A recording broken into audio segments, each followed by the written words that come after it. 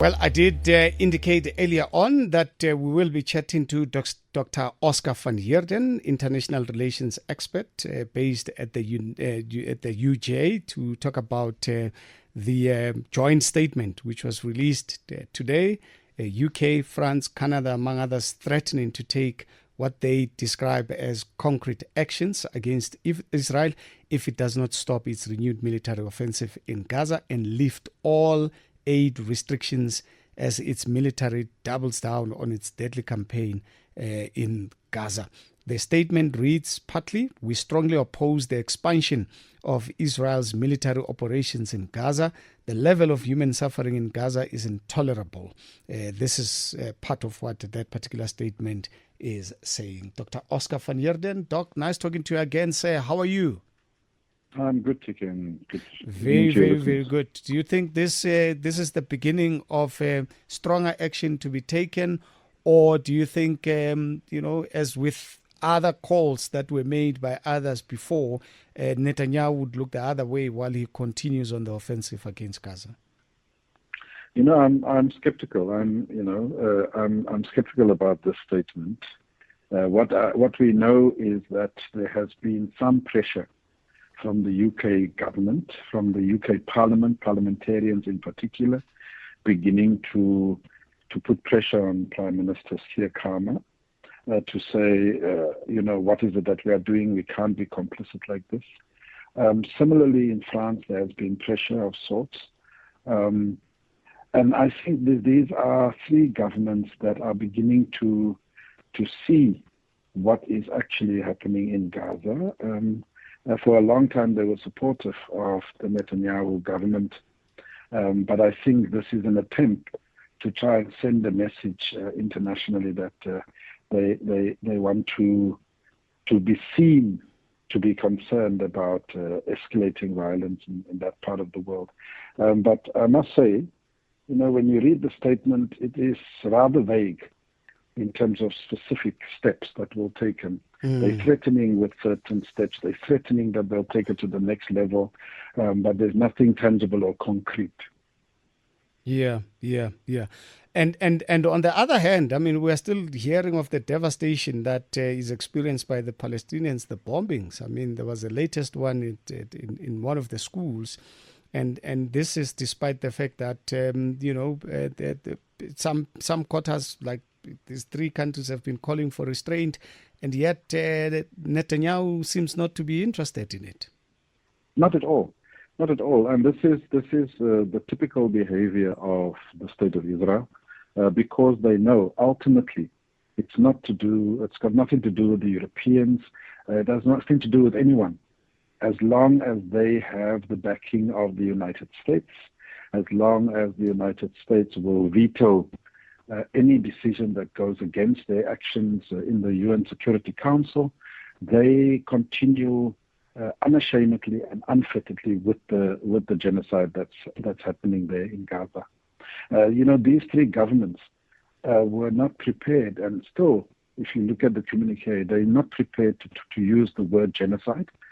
They know that the blockade of humanitarian aid has been going on for weeks and weeks now.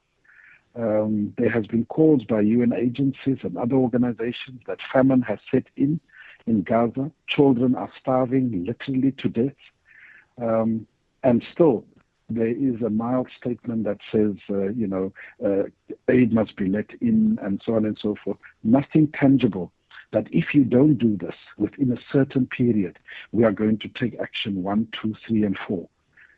So I'm sorry, we've seen this kind of propaganda before with public statements.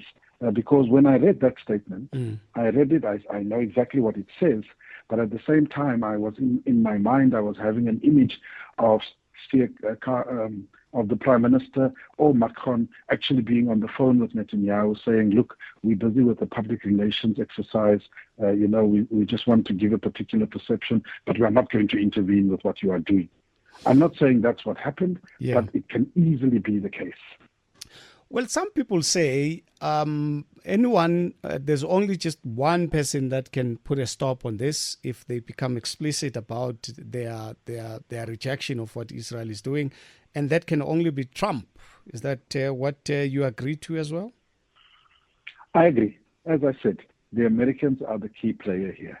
It is America that is supporting Israel with aid, with money, with military equipment, with bombs, with protection from the international community. We know, for example, that Trump's administration has now put in effect the sanctions against the staff and the chief prosecutor of the International Criminal Court. Banks' accounts have been frozen.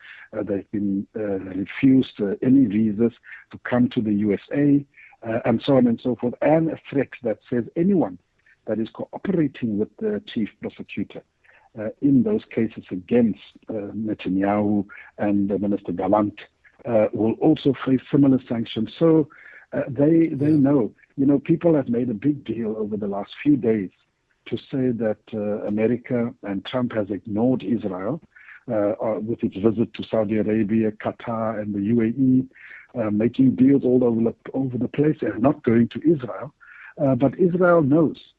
We would have liked a visit from Trump, but that's neither here nor there, because as we announce our expansion of our military operation and genocide in Gaza, there is no one that is objecting from America. The statement that was issued, the joint statement, also spoke about a two-state solution conference on the 18th of June. Do you think that could come up with tangible results? Again, I'm taking that with a serious pinch of salt, maybe a gallon of, because the demand for a two-state solution, as you know, TK, has been there for years and years. These are the same countries that have been speaking the same language. They talk the talk, but they don't walk the talk. They are not interested in creating a viable Palestinian state. It's just English. You know, I think it's an important step for countries like Spain, Ireland, and others to begin to say we recognize the state of Israel, the state of Palestine. But the truth of the matter is, what are they prepared to do practically to enforce that? Because we've heard this talk before. It's taken to the United Nations, the General Assembly votes, it goes to the UN Security Council, America says no. End of story. Yeah, well, yeah. No, Doc, let's leave it at that, because you know, I'm not getting a sense that we are about to see an end to this quite soon, judging by your analysis, and we can only cross our fingers that I suppose a miracle happens. No, absolutely. I'm not enthused by this communique. I rather want to see practical action being taken. Then we can talk. Thank you so much, sir. Thanks for your insights. Much appreciated.